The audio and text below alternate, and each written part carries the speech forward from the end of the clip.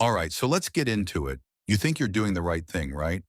You're preparing for the worst, trying to be self-reliant, taking responsibility for your family's safety.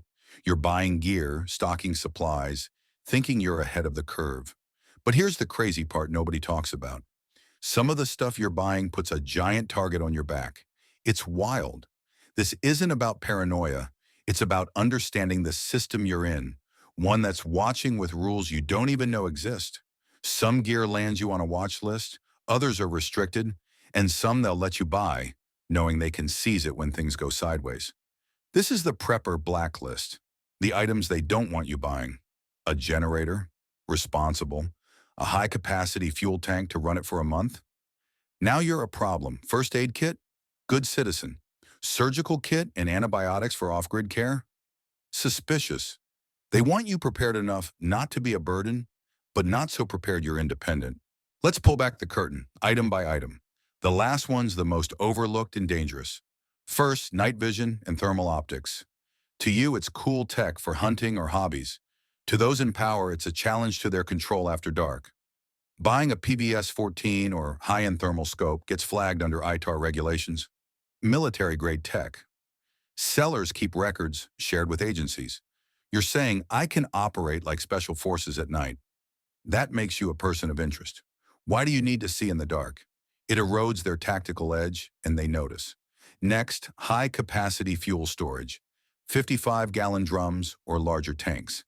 Energy is everything. Transportation, heat, power. Stockpile it, and you're off their grid. In a crisis, they ration gas, control pumps. Your 250-gallon tank, weeks of independence. But suppliers, hazmat shippers, and fire marshals report to DHS. Laws like the Defense Production Act allow seizure in emergencies. Your foresight becomes their resupply. Medical supplies, not Band-Aids, but antibiotics, surgical kits, bulk trauma gear. Fish antibiotics or cases of chest seals signal you're prepping for mass casualties or conflict. Algorithms flag bulk buys. Online pharmacies and credit cards report patterns. Operating outside the medical system is a red flag. They want you dependent on their supply and expertise. Encrypted radios scare them.